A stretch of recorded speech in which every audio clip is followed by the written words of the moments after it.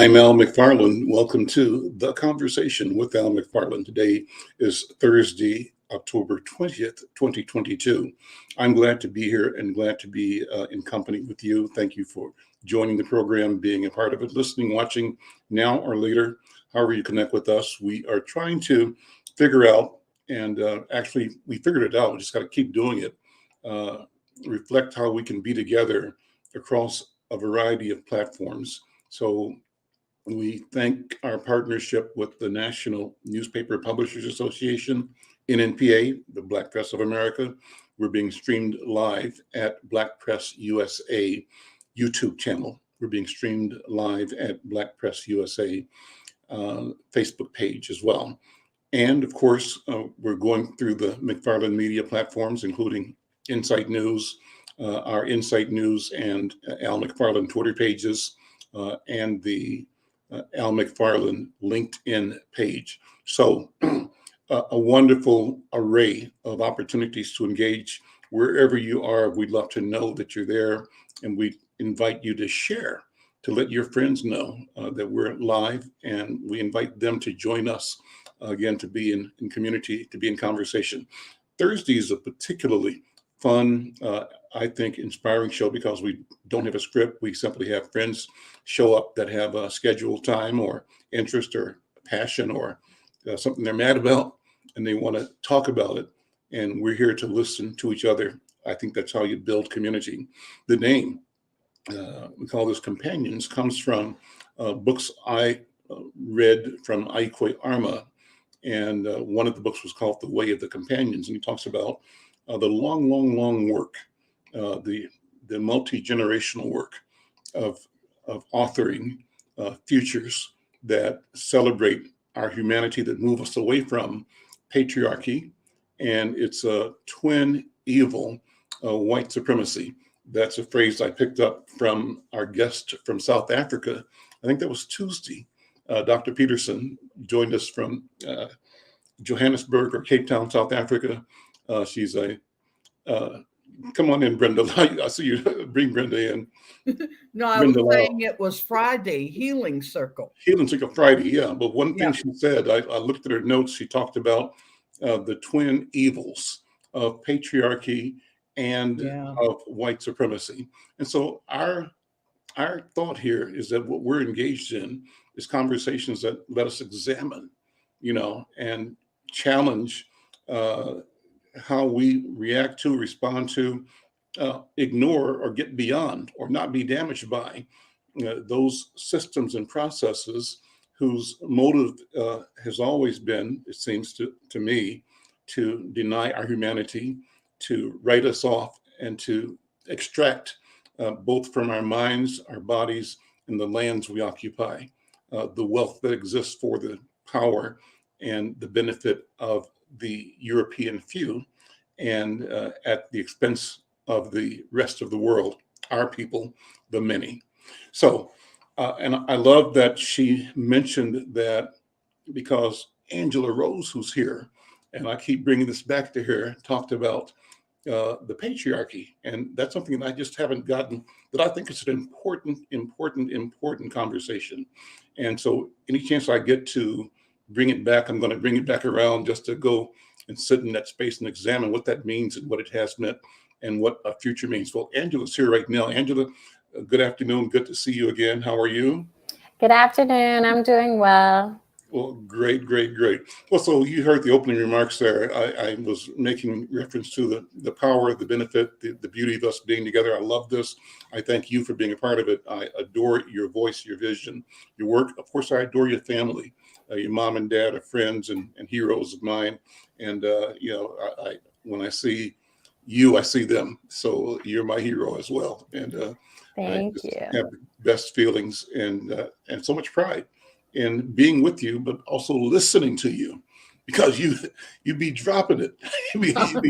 I was getting ready to say powerful statements coming out of that young mind. telling it, So that's cool. Well, so let's start there, Angela. I'm going to throw out this whole thing of what does it mean? Why do we need to examine this notion of patriarchy? And if I told you that Dr. Peterson, the sister from South Africa, Friday, talked about the twin evils of white supremacy and patriarchy as the source of violence and, which it's in the article that Brenda wrote, violence and abuse, I think. Those are the two things she attributed that to. I'll go back and check to be sure. But so what does that trigger in you in your study, your research? Angela, what do you think? Yes, no, Black women particularly, there's this term that Kimberly Crenshaw coined in the legal framework initially is intersectionality. And so with the original work that Dr. Kimberly Crenshaw did, she was focused in on how Black women are almost at like a double jeopardy when it comes to filing for discrimination cases, right? So if you're a Black woman, this was in the original framework that Kimberly Crenshaw put out in her marginalization in the law work. And it's if a Black woman were to, let's say, try to get a job at Ford, right? Ford Power Company or whatever group. And they said, well, we don't discriminate based on gender because we have white women that we hire. And we don't discriminate based on race because we have Black men that we hire. But that company has a history of not hiring Black women. The case that a Black woman could make for discrimination doesn't exist within the law. Right? Because it's either gender discrimination or race discrimination within the law. So that was like the first inklings of like intersectionality that have been expanded so much to discuss how marginalized identities don't fit within frameworks of institutions and then don't fit to like get justice. So we aren't seen. Black women aren't seen. Maybe our race is seen, maybe our gender is seen, but the way that racism and patriarchy play on our bodies, that specific discrimination, that specific oppression is not legible within a lot of institutions or within where Kimberly Crenshaw was looking was the law. And that's been expanded in so many ways, this idea of intersectionality, that there are folks who hold identities that are uniquely impacted by misogynoir, which is, what Black women are impacted by. So, I think about even this last week, I saw multiple debates, right? Debate with Stacey Abrams, debate with Val Demings, debates with Black women who are running for office. And it's very unique, I think, that there is a certain term that's attached to Black women who are powerful, who are concise, who are, very strong in their presentation. And they're called unlikable, and they're called, what was the thing that Stacey Abrams and Val Demings, they were saying mean, that they were being aggressive in those debates. And this idea that this is like very unique to Black women, particularly, that we are balancing the hyper masculinity that is attached to us because we've historically been defeminized, not seen as women, but seen as, extension. Or there's an idea that our bodies, our phenotypes are masculine. And so we're aggressive, right? We're aggressive when we are saying what's happening, what's going on, what we believe. And so, I felt like that was one of the things that I really got out of this last week of debates, particularly looking at Stacey Abrams, who was poised, graceful, powerful from my view. And then going on social media and people saying that Stacey was aggressive. I was like, I didn't see that. Angela, they called the first lady the angry Black woman. You have to remember that. They used that for 8 years because she stood up for herself.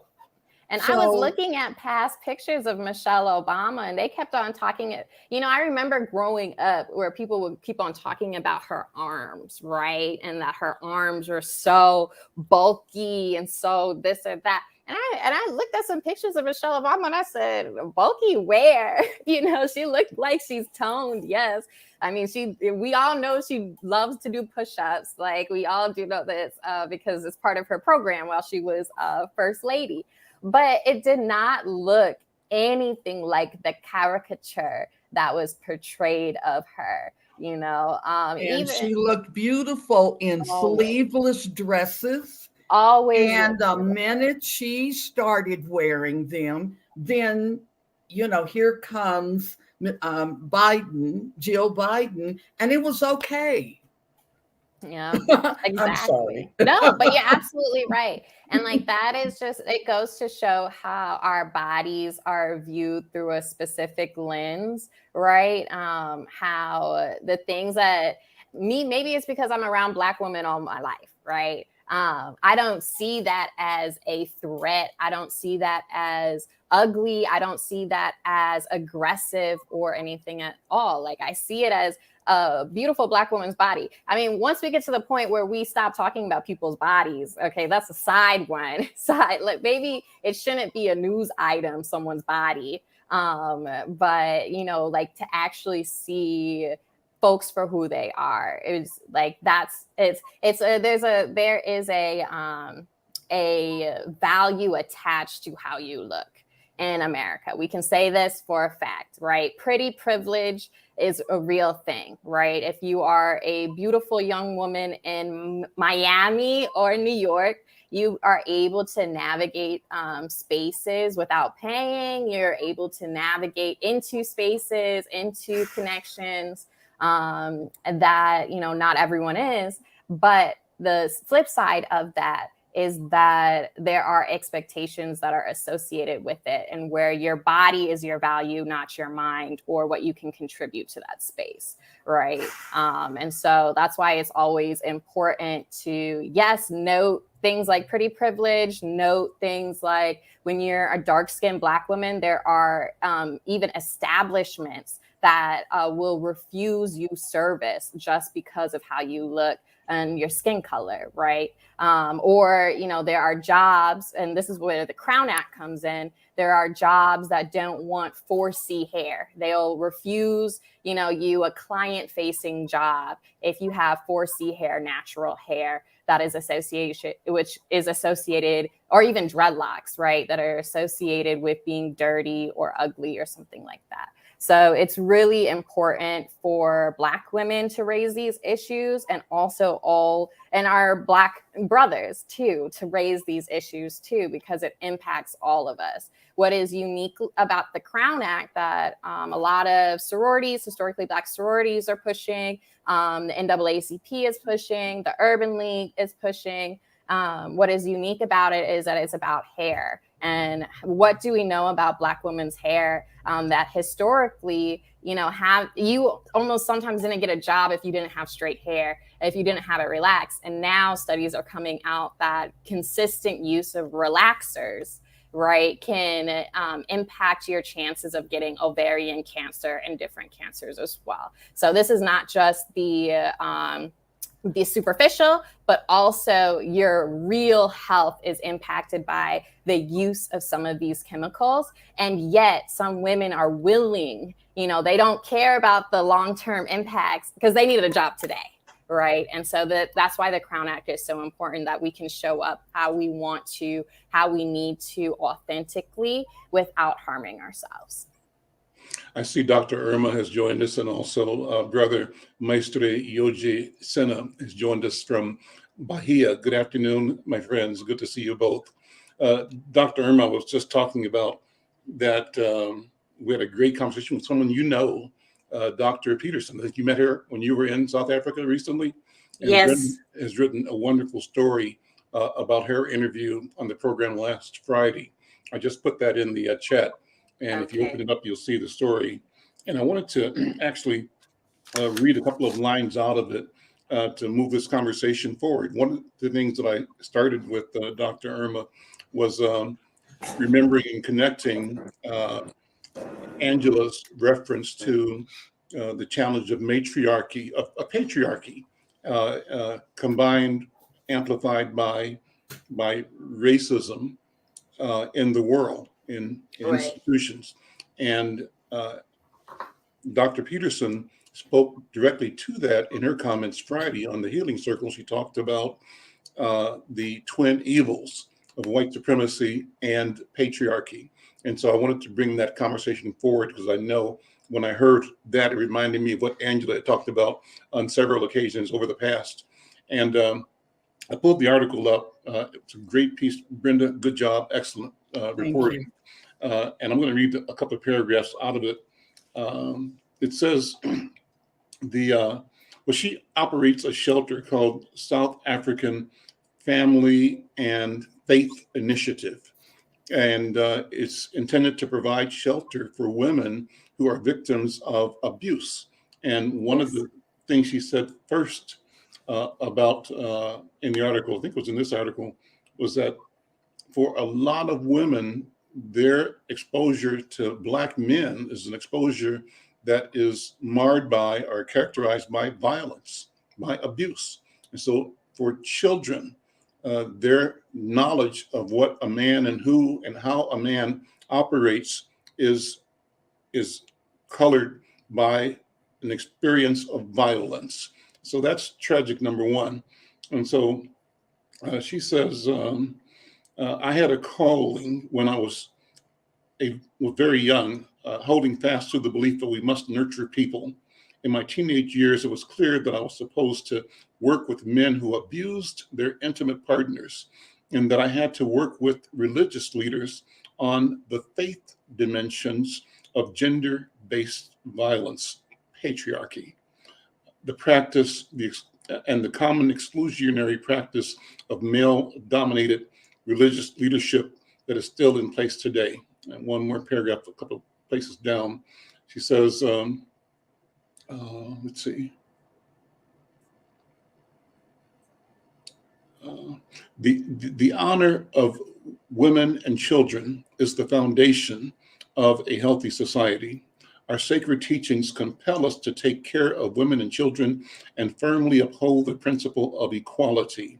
To violate the most vulnerable members of our society is to spit in the face of God. In all congregations, there are survivors and perpetrators.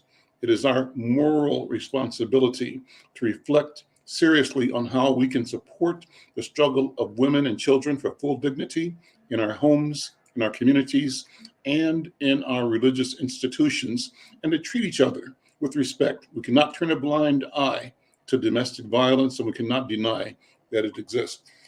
Just a powerful and clear statement about something that is, we've normalized and routinized, so we don't talk about it. Irma, what you think? You unmute, please. This is something that, of course, is part of the work that I've been doing for about 3 decades now, or not more. Domestic violence is one of the issues that I tackled in my ethnography, Women of Belize, Gender and Change in Central America. And since 1991, when I did the research for that, 96 was when it was published. I finished a dissertation in 93. I have been serving as an expert witness for people seeking asylum on the basis of gender violence, domestic violence, both in Suriname and Central America. So I write expert testimonies documenting the conditions, the culture of patriarchy, the kind of violence that happens is perpetrated against women. And now that work has extended to me making the case for people who are LGBTQ. For example, in Belize, up until about 3 years ago, it was written into the Constitution that same-sex relationships were criminal in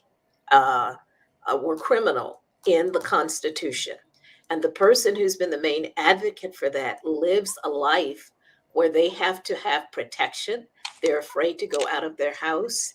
And so this whole notion of patriarchy, is still with us. And we have to understand that when we talk about men, particularly Black men, asking to have their rights, the question is, are they asking for a new kind of right, or are they asking for patriarchal rights? Break that down more, if you would. That's the point that I want to get to exactly. Well, How I we, think when, one of the challenges when we talk about the historical trauma that both Black men and Black women have suffered, under the conditions of enslavement, we know that men were robbed of what were considered conventional things, taking care of their family, being able to have the financial status, because that is the dynamics of patriarchy. When we move away from that, how much of our own sort of African heritage, which is, of course, polygamous, okay, until Christianity came in, most cultures have a rule for polygamy rather than monogamy. But when we talk about that, we need to adopt, we need a new way of interacting and dealing with each other. The question is, what is the model? Is the model a polygamous model where men can have multiple wives? Is the model a Western monogamous model in which men have one wife, but they dominate? Remember, up until the early 1920s or 30s, women could not inherit property. They were considered property. I just finished looking at a novel written, an adaptation of Jane Eyre, written by Charlotte Bronte 175 years ago. And my talk was, what does it mean to look at this with a Black feminist lens?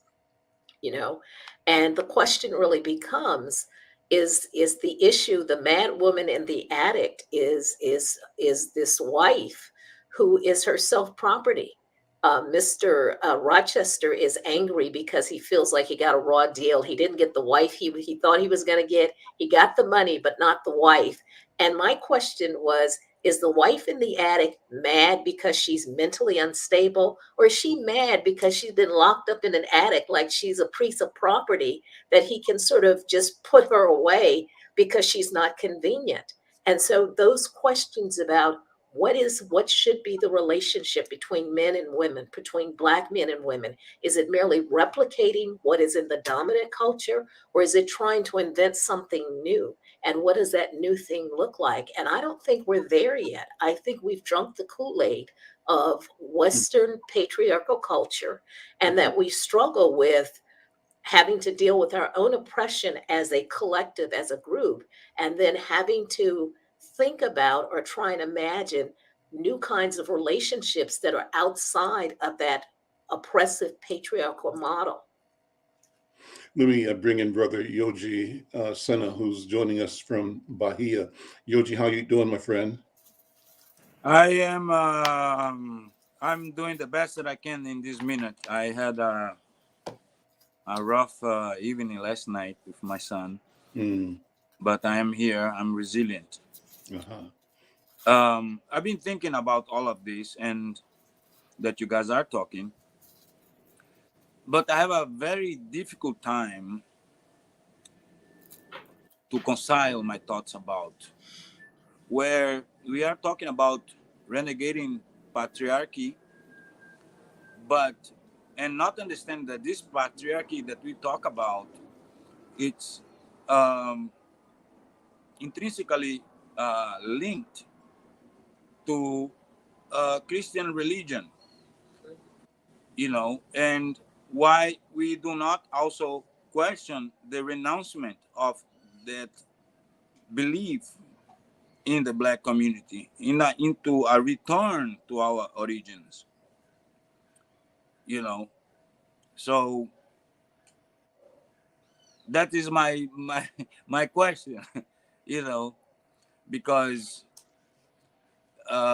there is this strong attachment and defense of Christianity on Black community, but at the same time, there are questions patriarchy.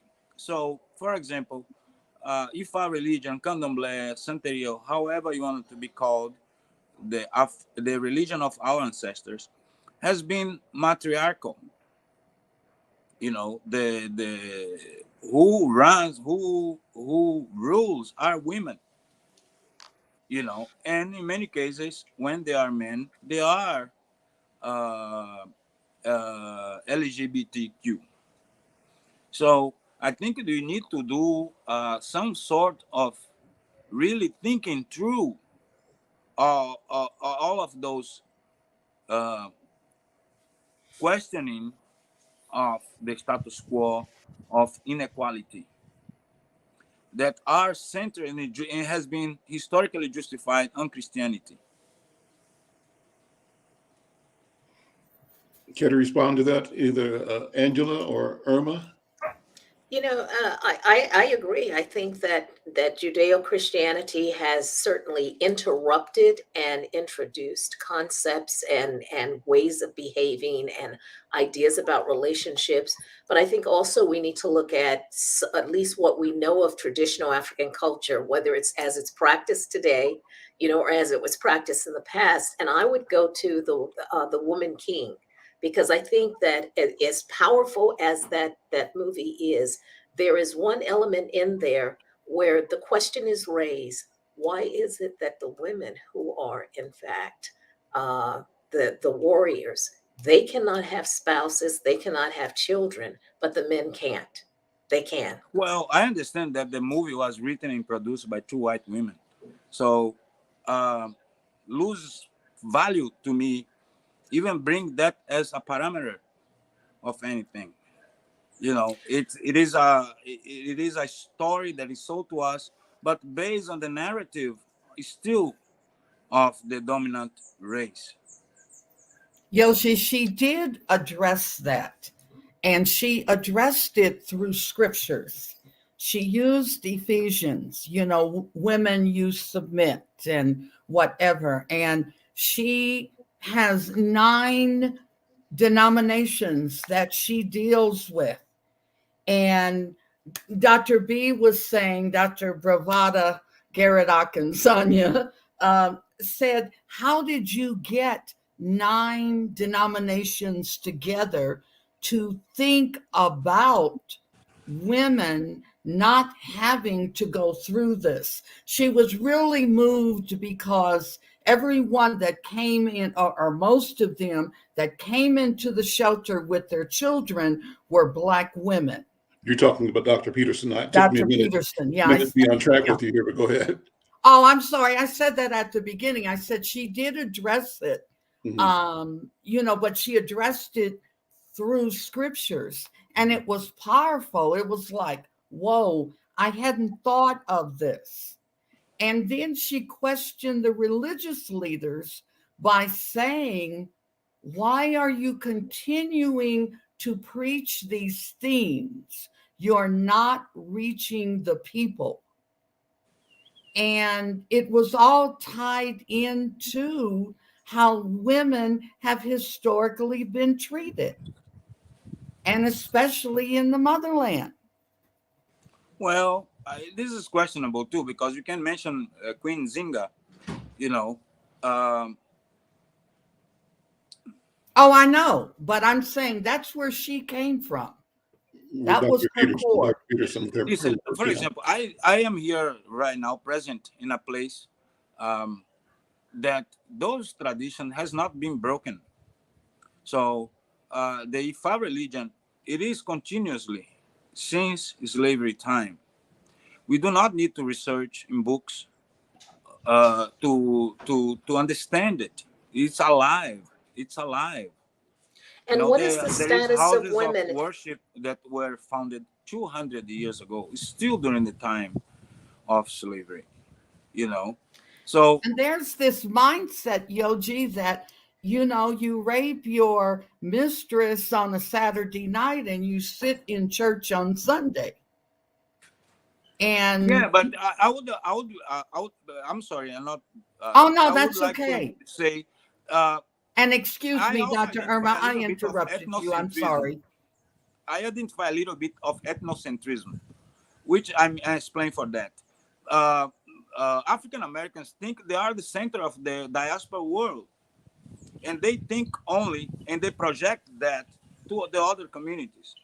So here we are, the only country that is more Black people after Nigeria is in Brazil. Agreed. We are Absolutely. 54% of a population of 210 million people. So a lot of those truths that you guys have, for sure, it's not reality here. Then could you, Yogi, talk about the reality of Black women in Brazil? Because I don't disagree with you. I think we've drunk the Kool-Aid of American central, cultural ethnocentrism, and that we think that our experience as Black people is universal, and I know it's not. But my question is, some critiques of what is happening in Brazil have come from Brazilian women. So what is the status of Black women, in Well, the religion, in the country, and in the patriarchy relationships is with men? worldwide, and Christianity is worldwide. In the same way that I mentioned that here we have an unbroken tradition of Catholic religion, we are heavily influenced by Christianity. Most of as far as I know, those cases of domestic violence perpetrated towards Black women are in Christian families. Well, Or that in you what, know, but I Yogi? think I didn't hear it. I think Dr. Peterson was, by her intention of assembling a variety of faith leaders, saying that the same phenomena occurred in Hindu and Muslim and Christian and other denominations as well. That's why she thought she could, and she did in fact, assemble leaders in 9 different faith traditions, not all of them Christian. And so there is the question of the universal attitude that devalues and categorizes, women in a certain way. That's what we're talking about now, I think. So it's not. So your experience, Yogi, may be that since Brazil is a Christian country, not like the U.S. is, that's where you see the problems, but it's not limited to Christians alone. I don't think that's the point. No, of And course, I could there say, might be, but it is, yeah. it is as far as context that I have with people in general. As I say, in Candomblé, that is how African religion is called here. It is matriarchal, so men have a secondary position. They are kind of counselors, but the families of Candomblé, I don't have notice of widespread abuse, right? Or to be a feature of families that belongs to Candomblé that is abused. Because one of the things, Candomblé is very harmonious in everything. Candomblé is a religion that has a place for example, LGBTQI people historically, is respected. There are orishas, there are both sexes, So I think the root of this is Christianity. Even though in the other lands that can be Hindu, whatever, it still is highly influenced by Christianity because they were colonized by Christian nations. I mean, but in that Also, case, that the means idea that of universal, it is very, I don't agree very much. The word Catholic, it means universal in Greek, right? And when something is universal, it already suffocated diversity. I can't speak to what is happening in Brazil, but I can tell you that when I was in India in 2018, one of the things that was happening in the newspaper was the fact that women were being excluded from praying at the temples because if they were in their cycle, they were considered unclean. That idea is not a Christian idea. It is something that is found in many religions that are not influenced by Christianity. And I think it's this sense that yes, there are elements in which women are considered to be leaders, and matrilineality actually is dominant. The question is what happens out, how has that been transformed in the contemporary space, and how does it impact the relationships because the sacred space, there it may be, but then once women move outside of that, and I'm not talking about contemplate in general, I'm just asking the question, what happens in the spaces that are non-sacred, that are secular? I think that's really the question for me. Okay. I have heard that Indian women walk a few steps behind the man, right? But I think one thing in common of all you saying of those religions, and then when I mention Christianity, I'm not living outside Islam, and I'm not living outside Judaism and Hinduism. They are religions because they are institutions. Candomblé is spirituality. There is no central institution that determines, is the tradition. And Candomblé are generally like little tribes or bigger families. So it's very more nuclear than institutional. So again, what I see is these universal ideas being thinking that they are really universal. Where each place has different flavors, and in many cases people are wishful thinking or assuming or presuming upon other cultures based on the view they have of their own belly button. That is what ethnocentrism, where we are the center. We believe this to be the center of the human thought in many ways. I think what I would say to that, I mean, I don't disagree with you, is that we all sort of we call it navel gazing in anthropology, but I Yes, think that's what I studied. what we have to, what we have to address is the fact that where there are cultural institutions like education that our children go through, that people go through, that those institutions were designed to socialize people in a particular way. And unless there's something outside of that that gives people an alternative vision, people drink the Kool-Aid. And so it takes a lot of effort to sort of unpack that, to deconstruct it. If you have an alternative cultural institution that is not within that sort of dominant hegemonic culture, people come up with different values and ideas. But we all have to recognize that we've all been sort of socially conditioned, both educationally. If one embraces certain religions, as you say, they are institutions and they come with their own baggage. And then the question is, how do we step outside of that? What are the pathways to moving outside of that? And how Well, many women, Yoji, in Brazil lead their flock? When we look at religions in the United States, how many the women difference here is that are at the head? Neo Pentecostal Christianity here is on the rise, where in the United States is in decline. So, for example, our present political situation, it is a big imbroglio going on among now between the Catholics and the evangelicals. So the evangelicals tend to be talking about policies of customs and morality, where the Catholics now are they are outraged by the usage of religion as a political tool. So last week there was the festivity of Our Lady of Aparecida, that is kind of the patron saint of Brazil, which is a black Madonna.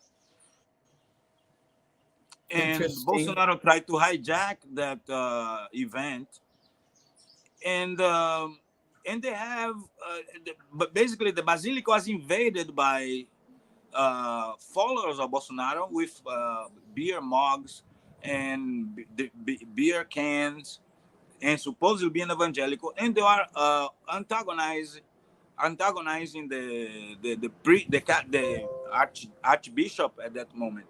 So historically has been Catholicism that oppressed us, and nowadays it's the evangelicals that are brainwashing the people. So candomblé is now more than ever, because the Catholic had an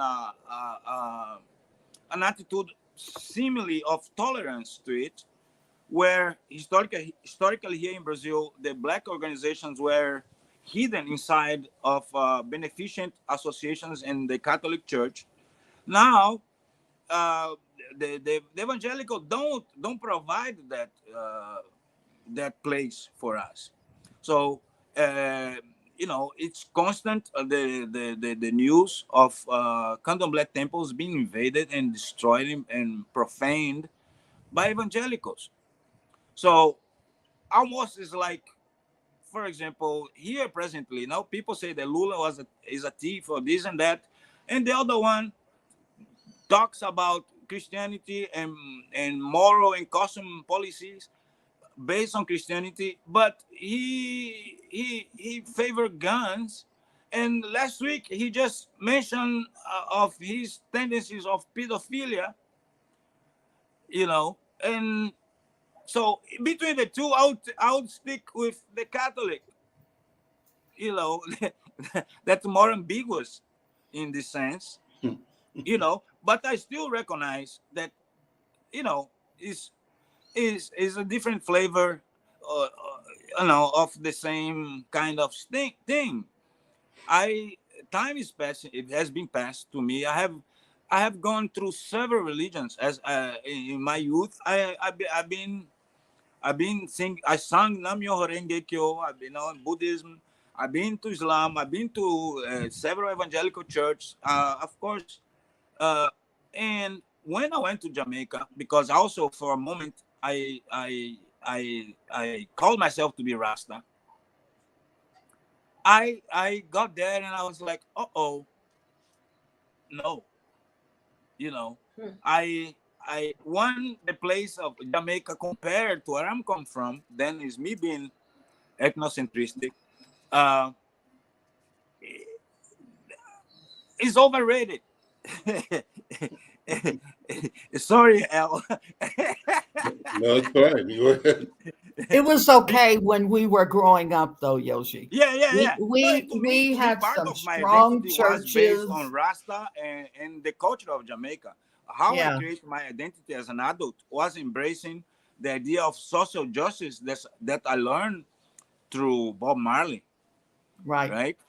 But I realized then when I got there that what Bob Marley was talking about Rasta was an elevated form of Rasta, but down the ground is different.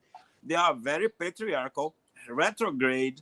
They separate women from men in their worships, and I believe in inclusion,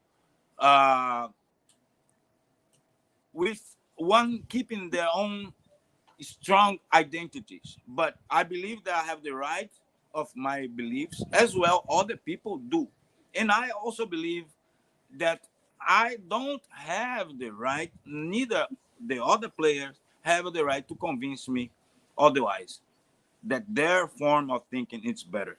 So that is one thing, for example, that candomblé don't have. We don't try to convert anybody. We don't proselytize. And we accept people from other religions without them renounce their original religion. So here you can be Christian, Catholic, and candomblé. You can be Jewish and candomblé. You can be Islam and candomblé. Candomblé don't exclude you where you came from. It embraces. Because in certain way, it's something much older than any of those religions. Candomblé at least remonts to 8,000 years old. So it's in the borderline of prehistory. What I like about Brazil and a lot of the Brazilian colleagues that I've interacted with is the term of spirituality. And I think there's a lot of young folk in America that don't have the same confidence in saying the language of I'm a spiritualist, right? I believe in connecting with my ancestors, right? What I find folks usually say over here, unlike Brazil, is, oh, I grew up in the church, like something, kind of more vague like that. Like what I just said. Right. Like I grew up in the church, but I believe in like my connection to the ancestors and to the earth. And, I believe in a greater power. You hear that a lot, but I do hear from, my colleagues in Brazil, a little bit more language around spirituality and a more investigation into, candomblé or Ifa or voodoo, like what we say here, these West African religion descendants or West African spiritualist descendants. And yeah, like the church, the Catholic Church, they've done particularly a lot of work in South America, Central America, Brazil, not as much in America, but in North America and like the United States. But the Catholic Church that I grew up in does do this, where it's enculturated, where we have West African traditions within our Mass. So you'll have like maybe African drums playing, or you'll have like in Brazil, like Black Madonnas or, Anastasia, right? And one of the icons or one of the women in the Catholic Church. And Anastasia, are you saying no? No, Anastasia is not related to Catholic Church. It's a folk tale of a slave woman that have their mouth shut with a metal piece for do not denounce her rapist. So it's a popular belief, but it's not, of course, the Catholic Church don't like this. The Black Madonnas are not associated with race, but what the material, their material are black. They're made, the clay or the wood, whatever. And Catholicism is still, it is, if in the United States, your Catholic cult has elements of West African culture, it's their attempt to be more palatable to Black people, because Mass has been only done in the local languages of the different countries where Catholicism is after the Council of John 23rd, right? The one that in certain way liberalized Catholicism. Catholicism until 1960 something, all the masses were done in Latin, where people wouldn't understand what was going on. And then they decided, okay, let's start to preach Mass in the local languages so people can be closer. So here in Brazil, since the advent of evangelical churches, Catholic too, they have music now, and music that to dance and stuff, because they're losing people. Yes, exactly. Exactly. That's like the point. The point is the strategy that there are religions that are fungible, right? The institution can change. And then also with that, I think there's a side that we haven't really discussed that we've been kind of touching on is social movements alongside these institutions, religious institutions. And my understanding is that candomblé has like historically been connected to the Black social movement in Brazil as well. But, connected to not in the sense of an institution the way like the Black Baptist Church has been connected to the social movement in the US, but a different type of connection where folks who might be turned away from the church might find community of candomblé and the social movements. Is that correct? In great part, yes, it is. For example, the flavor of African American Christianity, where you guys talk to the spirits and dance and sing, all of this, it is a version. Yes, absolutely. It is that fusion, and the same thing with Catholicism. It's a way of manifest that based on the prohibitions that they have in the U.S. So it's if you go back, African. if you go back to the early Christianity, the idea of the Holy Spirit, all of these things were not necessarily part of European Christianity. So it is that fusion. The same thing why Catholicism can be so appealing in Latin America is that people had orishas. So the idea that you have a pantheon of saints and you have spirit, and that people could see some connection. No, what you mentioned, ma'am, it's what calls religious syncretism. Yeah. So in Brazil was a strategy of the enslaved population of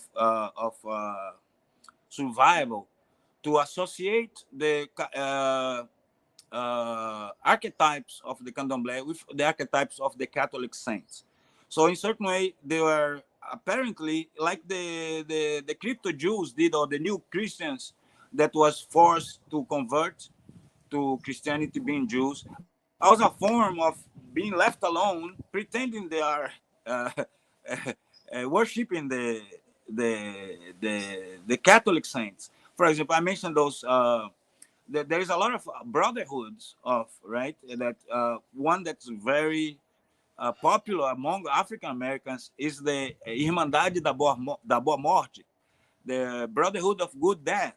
That is in a city here in the interior of Bahia that every year come thousands, and every year more and more thousands of African Americans that comes, and there's a little community that start developing here. People, African Americans living in this city. So where forms of survival, like for example of capoeira, it is this form not showing yourself so hardly combatant, because if you show a fierce resistance, the tendency is of the dominant power to erase you. Where you are more flexible, or apparently like a coconut tree bends with the wind, and the oak tree, with wind is too strong, it cracks and fall down. So those things are where strategies too, and strategies that I believe came in organic form, because there was not a meeting to say, oh, let's do that, or there is not an institution that directs that to happen. But for example, syncretism has been publicly renounced by candomblé. I think in 1980s by Mãe Stella de Oxum. What do you mean? She was the priestess of the temple of Ile Axé-Opó Afonjá. What does that mean, Yoji? Syncretism. That means no more trying to mask the Orisha with the counterpart. Yeah. Okay. The syncretism is the association, for example, Saint Barbara, that is associated with thunderstorms and things like that. In candomblé, it's Yansan. So and also has kind of same colors. So when we go, so there is the party of Santa Barbara in the church. Who really goes isn't the people who follows Yansan, So then it's those ceremonies that see people washing the stairs of the church, because also they were not allowed to enter the church, but they are tolerated outside, and it was a form of have less oppression upon them. So nominally, we pretend to be Catholic, but we are not. So let me sort of move this to back to the beginning and to move with it. This is a great conversation. Thank you, Yoji. Thank you, Dr. Irma. Thank you, Brenda, and thank you, Angela Rose. Wonderful conversation. I was going to put up, as you guys were talking, kind of what's in the back of my mind, and I've got a screen here to show that the question for me, though, this on the left side here is a picture of out of the article that Brenda wrote of the people Dr. Peterson is working with in South Africa, the clerics from different faith traditions, asking that they themselves hold themselves accountable to each other and to the community, to the parishioners, to children and to women and to men for getting rid of this idea of that it's okay to accept violence and abuse, or to commit violence and abuse against women and against children. So that's that picture. But alongside that, number 7 in this Africana Studies framework, this is something that I got from, you all see me talking about Nubia and narrative all the time. And they've posted this thing called the Africana Studies framework. I want to go straight to question number 7, is how do it free us? And all of these conversations, to me, have to tie back to that question.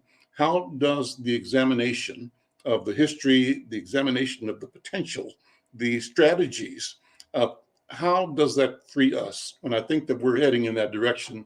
I just want to comment and thank all of you for the conversation.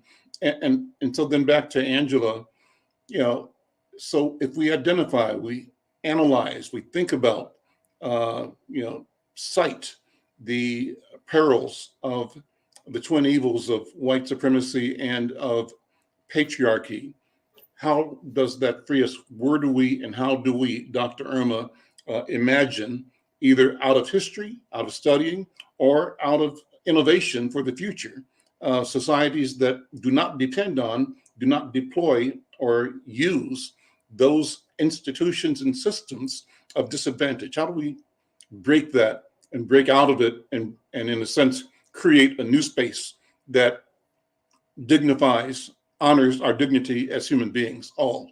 Dr. Irma, what you think? Rose, what do you think? I'll let Angela tackle that one. Let me think about that for a second. Okay. I think about mainly Audre Lorde's quote on you can't dismantle the master's house with the master's tools.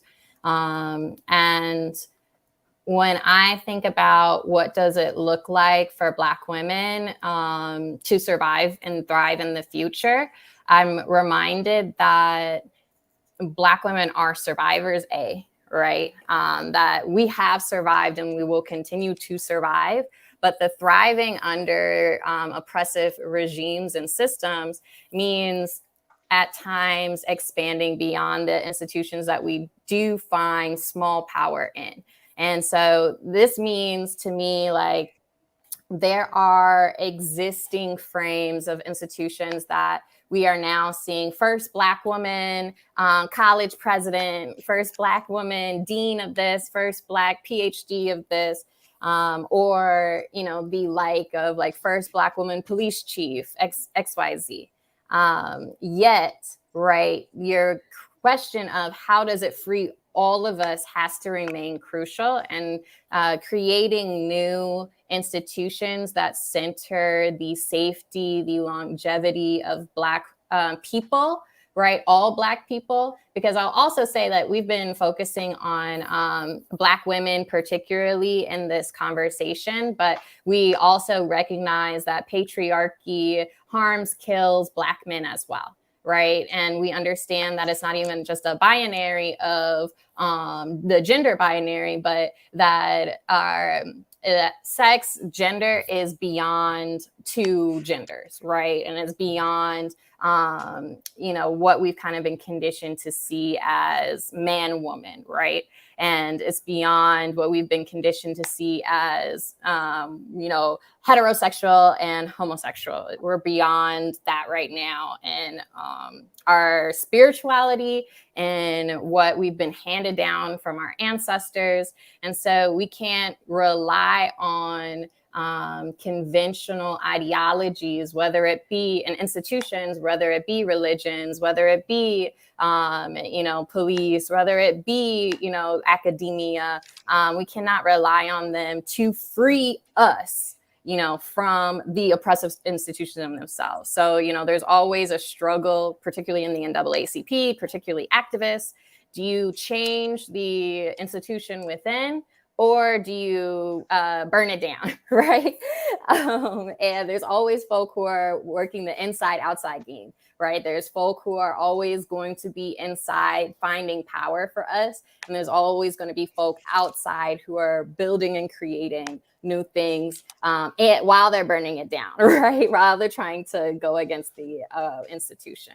And it's for us to realize that our community's existence in the future depends on making sure that while we are changing and while we are burning things down, we are not burning us down. We are not burning our people down. We're not bringing our people down. If we are invested in changing a system, make sure that you change it so actually it's not going to be so excruciating for another young person behind you to come up, right? So you're not a gatekeeper then once you're inside and you've made it, right? And you're actually making it more equitable once you're in. And if you're outside that, you're not actually actively burning down opportunities for the folks that you see are complacent within the systems. But I personally believe we need to build new systems that center Black women, center Black people, and center our futures.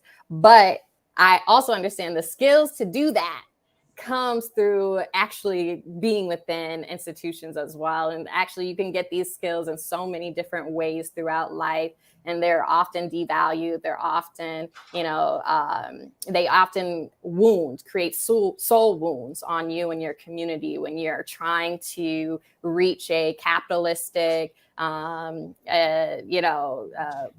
mountaintop, so it's a little bit of an on and on and on. It's like, there's so many things against us, but what we can always do is focus on healing generational traumas, actually seeing people for who they are, the value that they inherently have, and building our future, not locked within a mindset of ethnocentricity that Yoji brings, not locked within a navel gazing within a church or within a job or within a particular place, is to actually say, how does this free us? But also how, once we are free, will we thrive?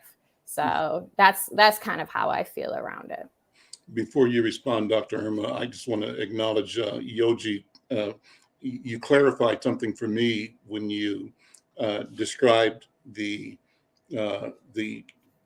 generational regeneration of Candomblé, that unlike Catholicism, it is not a church, but a practice, and does not have a hierarchy, as I understand it, unless I'm understanding it wrong, you can correct me, or doesn't have a hierarchy like that of the Catholic or of European or Western religions. So there is a difference in institutions set up that sort of protect and preserve and perpetuate themselves, but a practice in Candomblé that's really personal, but real enough that everyone who is invited and discovers and participates in it is aware of the scope, the range, the depth, and the protocols of the practice, and the meaning, the philosophies that guide them, and the outcomes that they should deliver. That's kind of what I hear you saying. Maybe I'm overreacting, but with that, Dr. Irma, what are your thoughts? And I'll come back to you, Yogi and Brenda. We got a few extra minutes, is okay. No, well, I just wanted to point to a piece I just put in. I wrote this back in 2012, and it was based on a talk that I had given maybe a year or so before. And the question it raises is, can we envision a world without violence against women? And now we have a larger sector of not just women, but trans people. And I think that's the question. And for me, it is about, do we try and look for that question, which I think what Audre Lorde posed was a question. It wasn't a statement. She said, can we use? And when I think about writing, I say, yes, I can use the master's tools because it's the only language I know. It's the only thing I have available. So if I think that I can't transform it and utilize it, to break down and deconstruct, then I'm not going to do anything. But for me, the question becomes, what are we teaching our children? because we have to recognize that institutions come with a set of values and ways of thinking about the world, and our children are constantly exposed to it.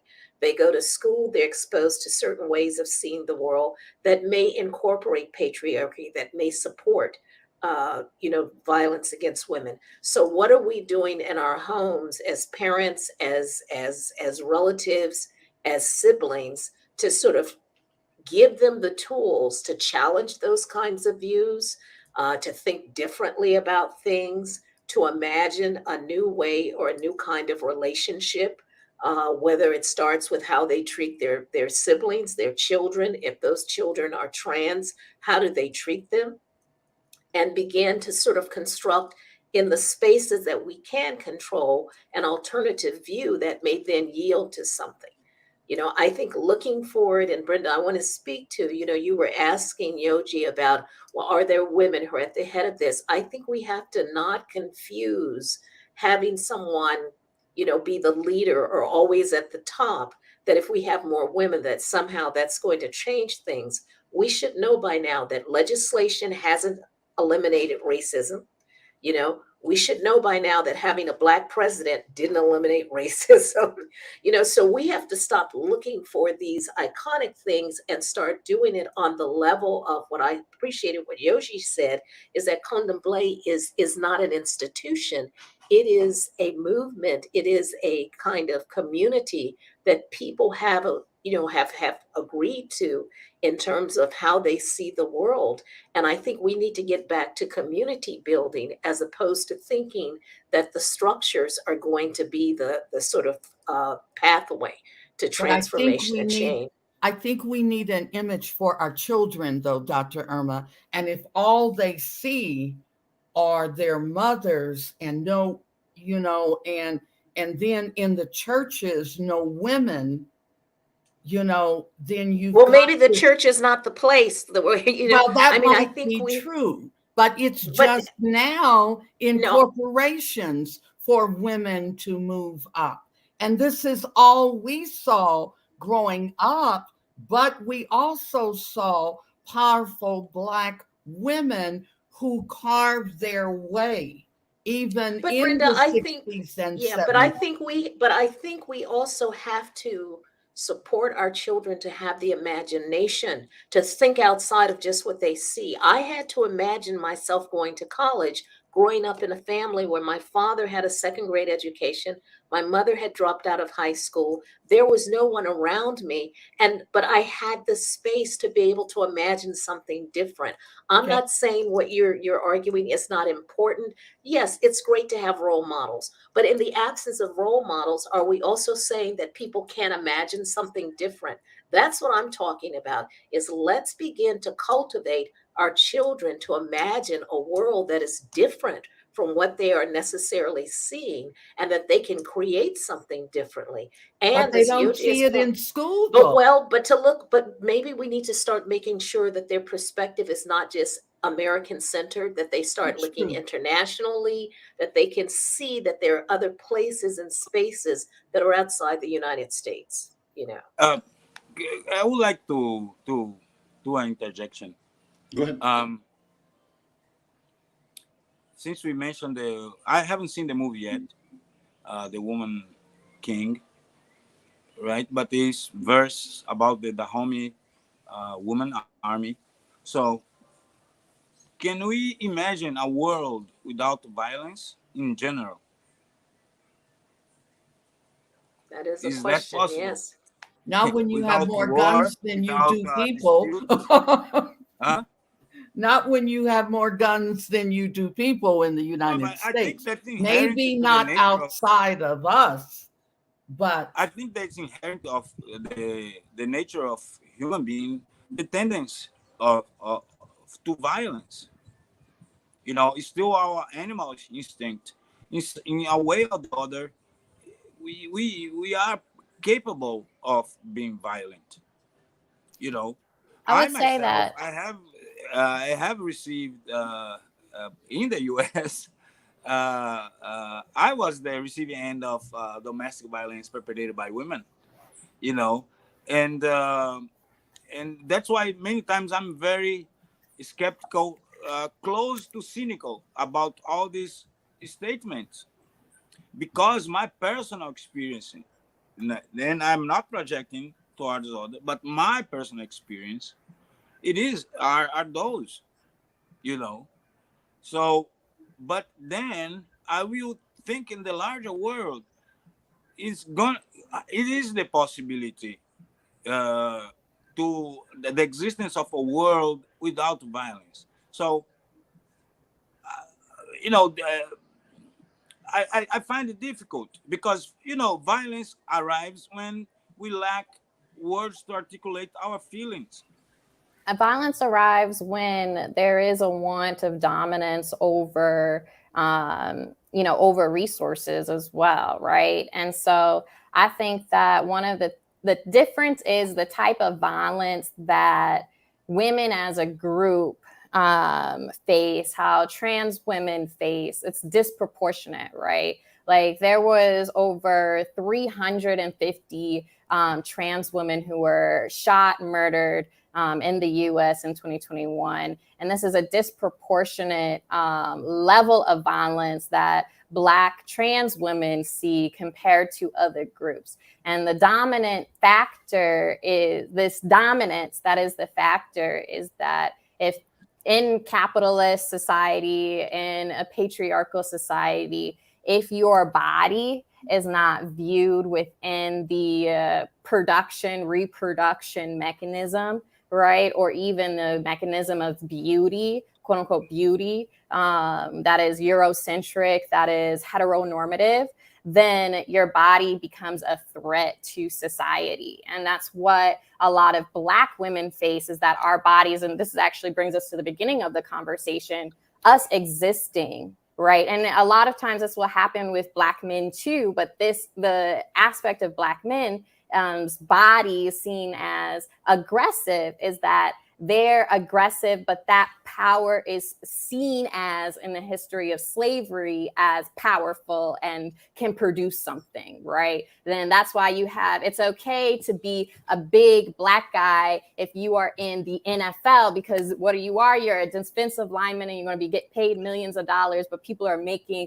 billions of dollars off of your body. Right. Whereas for Black women, being seen as aggressive, being seen as hyper masculine, this is a threat, because then what is the labor value of your body? Same. If you're not reproducing strong Black men, right? That's the quote. What is your labor value?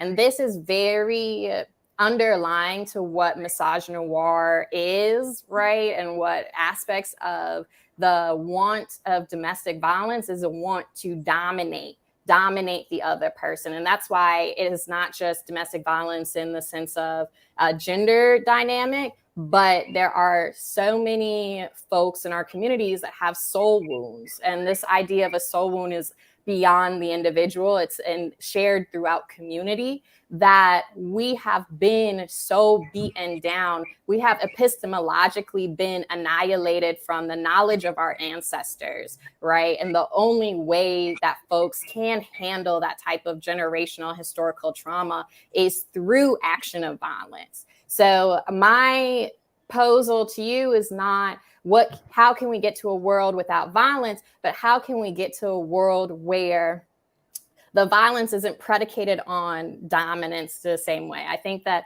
unfortunately we might not get to that place where you won't see violence, right? But we do see conflict. We might see conflict. That's twisting me a little bit, Angela. Okay, we might see conflict, but conflict based in respect. So I think about it in the sense of what is it? The ancient Chinese philosopher and the ways of war.